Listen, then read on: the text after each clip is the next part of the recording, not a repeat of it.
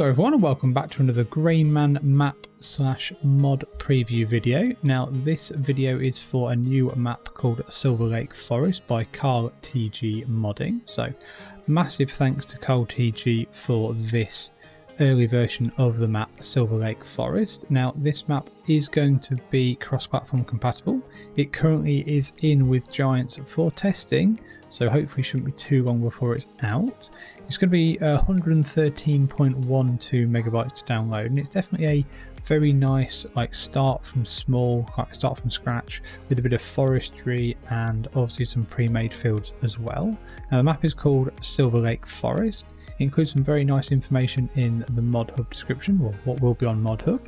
It said there's going to be many sell points, so there'll be a sawmill, a train silo, a railroad silo, so you can put all your bits and bobs in there. There's also going to be a storage bay where you can sell all of the base game crops and also productions. These three big forestry areas, an animal trader, the vehicle shop, small old players farm, which is just there. I think that's a fantastic starting farm personally. There's going to be 27 fields ranging from small, medium and large size fields, so something for everybody, I think. I really do. So I'll have a quick fly around quickly so you can have a quick look at everything, and then we will pretty much have a look at our starting farm. It does have the ferry, and also it does have a bridge as well to cross the river that runs through the middle, so nothing major there at all in regards to, not everybody wants to use the ferry, but it's very nicely done indeed. So if we get our feet firmly back down on the ground and have a quick look at our starting farm and our starting equipment. So starting farm wise, as you can see, not massive amount of buildings, but really nicely put together buildings here in my opinion. Two nice big opening doors there. We've got a big silo there from the base game one. We've got a nice sleep trigger and the wardrobe trigger there as well. Got a barn here that we could probably put some bales in. So starting equipment wise though, not massive. It's pretty much the same as Riverbend Springs. So we've got the MF Rotary 8570. We've got the very nice Challenger and the Great Plains Cedar. This is one of our starting fields. We'll show that on the PDA in a few moments. We've then got a massive Ferguson tractor, the Great Plains cultivator and our Farm Tech trailer. And we've also got an Aprilia motorbike as well as our vehicle, so something a little bit different, which is not a bad thing to have at all. So if we look at our starting fields though, we start with, we will just go through to the farmland. So we own literally farmland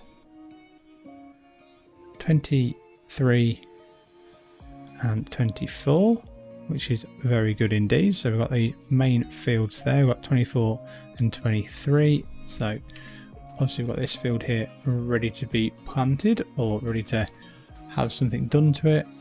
Then we have the field behind our house as well, which is just here as well. So again, ready for us to get going and get some things sorted. But you know, nice two starting fields, I must admit.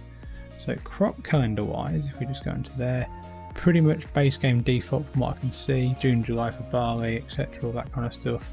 Nothing's been added and nothing has been taken away. We've still got everything from grapes to cotton to red beets, rice, spinach, etc. So pretty standard calendar there, I must admit. We don't have any animals in new farmer mode. Contracts, obviously there is 27 fields. So there's going to be a few contracts, you know, some good money there as well. Farm 121's bigger field, 6.75 hectares, nice spraying contract there. So should be some good money to get you building up and going. When it comes to productions, there's only one production on the map from start, and that's the sawmill. You don't own any and there's only one available. When it comes to selling things, pretty much as it said in the description, everything from the base game does actually sell at the storage bay. So and then some things do also sell at the Goldcrest Valley as well. So buffalo milk doesn't, but milk bottle does. So that's not too bad. Digestate, that's normal.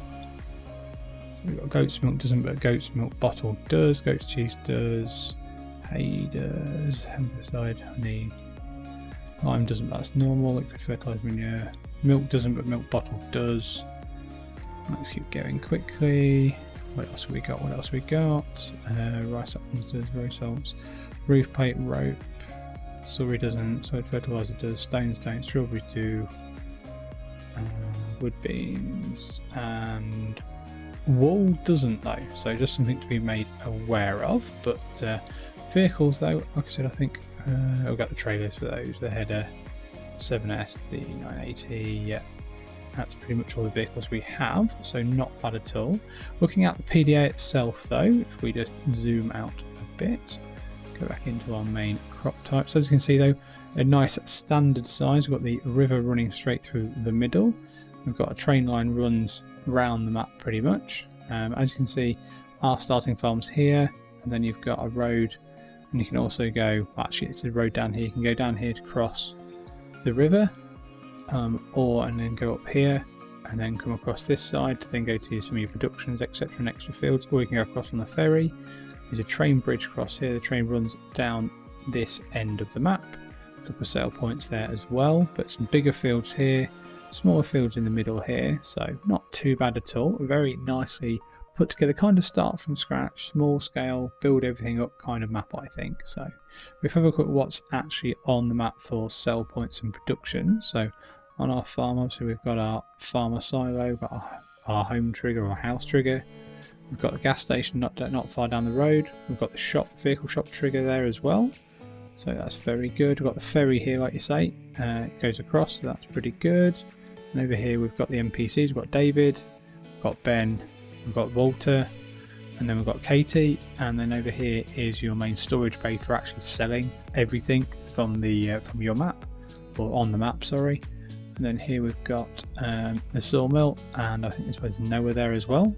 We've then got the rent train trigger. The train runs down here. You can actually put all your bits and bobs in the grain pool east and then load your train at grain pool east. So pretty good. You've got a nice silo there, and then you've got the place to actually get the train and get going. And I think that's pretty much it. So like I said, pretty basic but very nicely put together map that I think is I always think it's appreciated. I like these sort of maps, I must admit. So what we're going to go into, well, I think we're probably going to go on the bike, but this could be comical because I haven't really ridden one of these before, so this could go really badly wrong. So there's a little bit of the map's not completely flat, a little bit of undulation, a little bit of contouring here and there. So if we can run around the map pretty quick with this motorbike, which will probably go completely wrong. Okay, I haven't crashed yet. That's surprising. So gas station there. As you can see from the roads though, you can tell it's kind of like in a, in a certain style that some people will really enjoy, like myself, and some people obviously like completed perfect roads and maps. I like these sort of maps that are a little bit rural, a bit more rugged. As you can see there, the land isn't completely flat, a little bit of undulation, a little bit of contouring, some valleys. As you can see, it kind of swoops down from the top into the river now. So we're just coming up to where the ferry is in a minute. But as you can see, some good sized fields. That's a very nice sized field that is, I must admit, for a standard base game map. And we'll hit onto here a minute. Some more fields here. If we turn around without crashing, which might happen, might not. And then we'll go down this way a little bit. As you can see though, it does get a little bit steeper up there. Very nice decoration, placement of trees, etc. So if we just see where we are on the map, we're there. So we should have actually carried on. Okay, if we go cross country though, we can actually get to where the ferry is, and then we can probably then look at either crossing the river or picking the road back up again. But again, this is one of the forestry areas. Not a massive amount of trees, but it's a nice area that you could then pick up and obviously cut down the trees, build your own farm, build your own field sort of thing as well. So here's the shop.